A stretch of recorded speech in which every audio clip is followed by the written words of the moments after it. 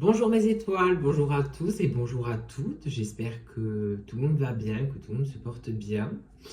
Ça fait un petit moment que je vous avais pas fait une petite vidéo, donc la voilà.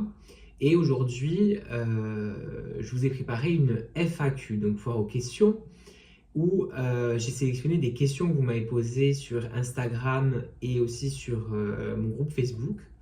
Donc, je vous avais demandé des questions personnelles, des questions sur moi, sur mon don, etc. Donc, j'ai rempli quelques questions, j'en ai sélectionné quelques-unes et je vais vous y répondre tout de suite. Voilà.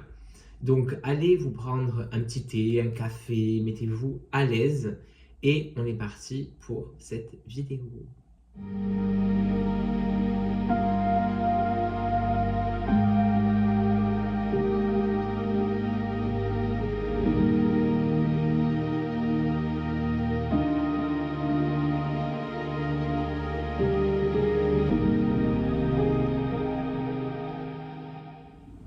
Alors, je n'ai pas marqué les noms de famille, je n'ai que les prénoms. Donc, je dirais juste le prénom de la personne qui m'a posé la question et on y répondra comme ça.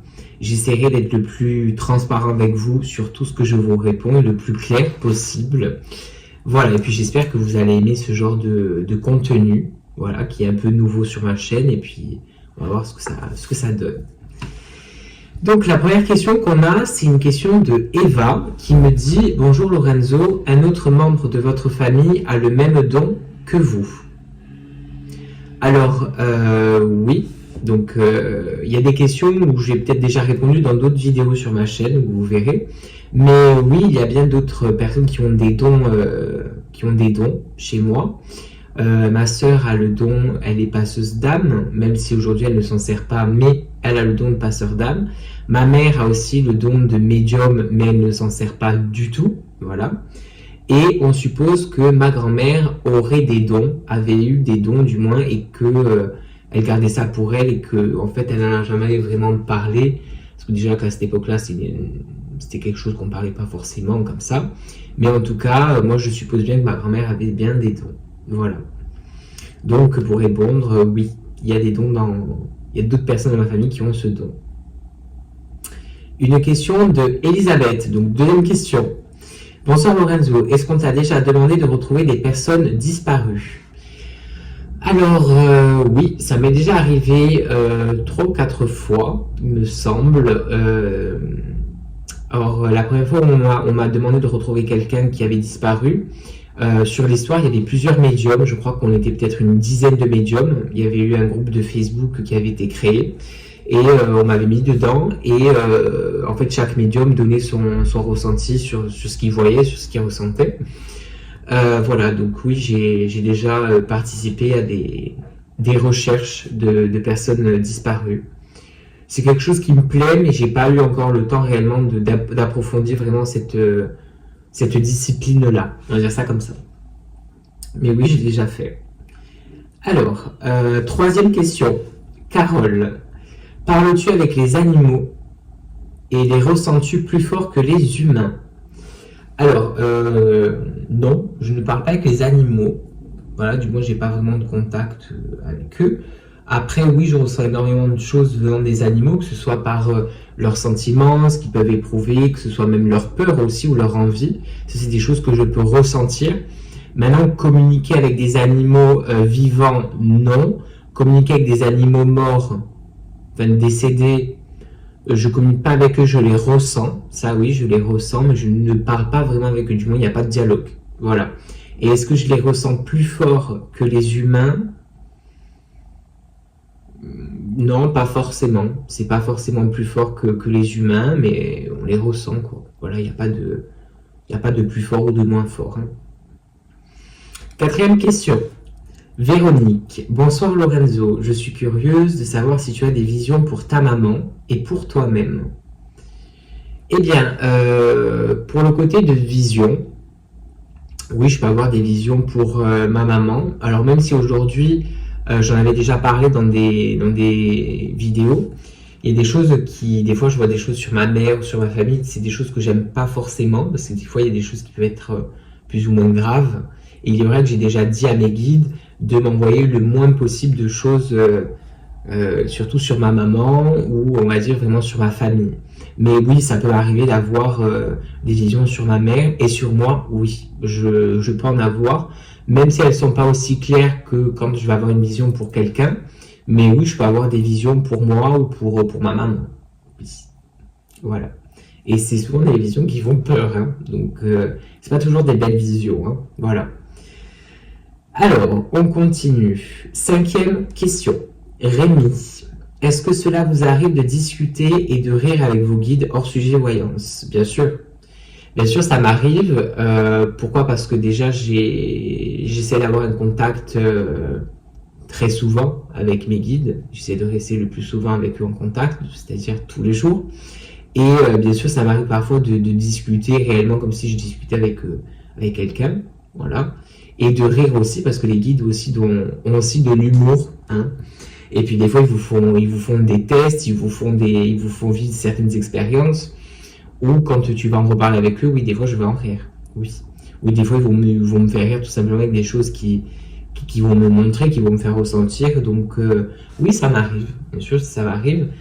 Même souvent, hein, parce que voilà, plus tu discutes avec tes guides, plus tu formes une certaine connexion avec lui, plus cette connexion elle est là, plus elle est solide et elle se solidifie avec le temps, bien sûr. Donc, oui. Alors, on est à la 1, 2, 3, 4, 5, 6e question. Donc, coucou, de Vava. Coucou, es-tu content d'avoir ce don ou voudrais-tu être, entre parenthèses, normal?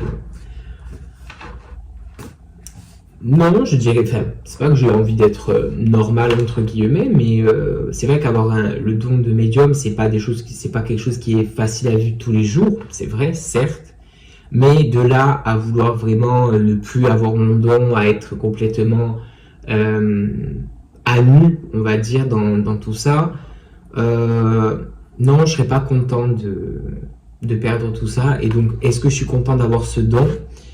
Oui, bien sûr, je suis très content d'avoir ce don parce qu'il peut m'aider, que ce soit à moi personnellement, mais il y a énormément de personnes, des personnes qui viennent me consulter. Donc, je suis très content d'avoir ce don, même s'il est dur à gérer, à canaliser. Ça s'apprend avec le temps. Mais voilà, il faut se dire que c'est quelque chose qui fait partie de nous, du moins le don de médium. Donc, c'est quelque chose qu'il faut accepter. Il faut prendre le temps de l'accepter, hein, ça c'est sûr, il faut un temps à tout. Et une fois qu'on l'accepte, et ben après on apprend à le maîtriser et on apprend à mieux vivre avec. Voilà. La question de Sandrine. Bonjour Lorenzo. Pour une rencontre amoureuse te concernant, penses-tu que ton don puisse te servir ou te desservir? Alors, j'ai eu certaines expériences, oui, par rapport à ça, quand je rencontrais des nouvelles personnes ou autres, surtout sentimentalement. Alors, c'est pas que mon don me bloquait, mais c'est que le don te permet de voir des pistes que tu ne verrais pas directement. Voilà. Donc, si par exemple, la personne que je vais rencontrer, c'est quelqu'un qui est très sensible, qui a vécu beaucoup dans le chagrin, qui a vécu peut-être une longue période de dépression, ou seul ou autre, bien sûr, c'est quelque chose que je vais sentir directement. Ça peut m'arriver d'en parler sans faire exprès et que la personne m'oreille me dise comment tu peux le savoir. Oui, ça peut m'arriver, ça a pu m'arriver. Maintenant, est-ce que ça peut me servir ou me desservir? Je dirais pas que ça me desserve, mais je pense que voilà, des fois il faut apprendre à se taire aussi. En tant que médium, il faut apprendre à se taire et à garder des choses aussi pour soi et se laisser vivre les choses sans les voir réellement ou sans vouloir les voir. Voilà. Parce que oui, il m'est déjà arrivé de rencontrer quelqu'un pour la première fois et de vouloir absolument voir ou savoir quelque chose de lui. Et c'est vrai que des fois, ça pouvait des fois un peu gâcher la magie de la rencontre que j'allais faire. C'est vrai. Donc, il est vrai que oui, ça peut servir, ça peut desservir, oui, mais voilà, je pense qu'il faut être dans la maîtrise du don dans ces cas-là et ne pas vouloir tout avoir d'un coup et laisser les choses aussi se faire et vivre les choses telles qu'elles sont. Je pense que c'est le mieux. Voilà. Une question de Lily. Coucou Lorenzo, quel est ton pire ou ton meilleur souvenir en voyance? Alors, mon pire souvenir. Alors, c'est pas méchant, mais réellement mon pire souvenir, du moins. Alors, c'est pas pour la personne que je dis ça, mais un jour j'ai eu une personne qui était malentendante, vraiment très malentendante, au téléphone, en rendez-vous. Et il est vrai que c'était, alors c'est pas ma pire expérience, mais c'était quand même assez difficile parce que quand on est en voyance, on a l'habitude de parler vite, donc d'enchaîner sur les phrases qu'on donne et pas forcément de répéter toutes les 2 minutes des phrases. Et c'est vrai qu'avec cette personne, j'ai dû répéter très souvent les phrases et qui même moi, j'oubliais les visions que j'avais. J'avais des visions, mais vu qu'à chaque fois je devais toujours répéter, j'oubliais ce que je devais dire par la suite et j'oubliais les visions ou les images que j'avais. Je dis pas que c'est le pire des souvenirs, mais c'est un souvenir qui a été quand même assez, ça a été embêtant quand même pendant la consultation parce que j'aime être clair, j'aime être précis quand je donne les choses en consultation. Et il est vrai que cette fois-là, je pense que de toutes les informations que j'aurais pu avoir, je pense que j'en ai donné même pas la moitié. Et c'était très compliqué de... Mais je dis pas pire dans le sens où je voudrais plus le vivre, mais dans le sens où c'était embêtant. C'était embêtant. Après, il y a eu des pires, hein, mais j'en parlerai pas forcément dans cette vidéo. Et le meilleur souvenir que j'aurais pu avoir en voyance, bien sûr, c'est un retour que j'ai eu d'une petite fille qui était malade. J'avais eu ses parents en consultation et j'avais vu la guérison sur cette petite fille. Et cette petite fille, effectivement, a guéri de la maladie qu'elle avait, qu'elle portait. Et quand les parents m'ont envoyé un message, m'ont fait le retour, ça a été vraiment un de mes meilleurs souvenirs que j'ai eu dans toute mon expérience de voyance. Oui, réellement. Oui, oui, oui. Alors, donc, une question de Ludivine. Te sens-tu parfois fatigué dû à tes capacités? Oui, bien sûr, ça m'arrive même souvent d'être fatigué par mes consultations, par mes rêves, par mes nuits aussi que je peux vivre. Parce que je peux avoir souvent des nuits un peu mouvementées, ça peut m'arriver que ce soit par des rêves, des cauchemars, des visions aussi, ou des ressentis que je peux avoir, des choses que je ressens, ça peut m'empêcher aussi de dormir, donc ça, on accumule énormément de fatigue, et un médium pour qu'il soit réellement, on va dire, efficace, il faut qu'il soit en forme quand il fait ses consultations. Ça, c'est primordial. Voilà. Et on arrive sur la dernière question de Valérie, qui me dit... Bonsoir Lorenzo, si tu n'avais pas cette activité, tu ferais quoi comme métier en dehors de la mode? Donc déjà c'est quelqu'un qui me connaît un peu. Il faut savoir que j'ai fait du mannequinat avant de commencer dans la voyance. C'est quelque chose qui me plaisait beaucoup. Mais il est vrai que je suis sorti un peu de ce monde-là et j'en suis plus vraiment re-rentré. Mais qu'est-ce que j'aurais fait comme activité ou comme métier à côté si j'aurais pas fait voyant, enfin si j'aurais pas eu mon don qui se serait développé? Je pense que j'aurais travaillé soit dans les animaux, très certainement, parce que voilà, j'ai toujours été très proche des animaux, même petit. Donc ça aurait été peut-être un métier dans les animaux, ou bien dans la mode. Peut-être en tant que styliste, c'est quelque chose que j'avais vraiment rêvé de faire quand j'ai été au collège. C'était vraiment un souvenir qui me... Enfin, c'est quelque chose que j'avais vraiment envie de faire. Je m'étais impliqué dans plein de choses en plus. Et après, en grandissant, bah, ça m'a un peu passé, puis je suis passé sur d'autres objectifs, d'autres domaines. Mais voilà, si aujourd'hui, demain, je pourrais refaire quelque chose d'autre, ou si je devrais refaire un autre métier, je pense que ça pourrait être dans la mode, en tant que styliste ou couturier ou quelque chose comme ça, ou créateur. Voilà, coiffeur peut-être aussi. Voilà. Voilà, bah écoutez, bah, déjà, je vous remercie pour les questions qui ont été posées.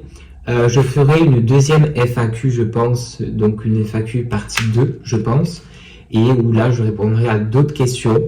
Et ben, voilà, j'espère que déjà ce contenu, j'espère que ce style de vidéo vous a plu et que ça change un peu d'habitude, voilà, pour me connaître peut-être un peu plus en profondeur ou me connaître peut-être un peu plus dans ma vie de tous les jours, voilà.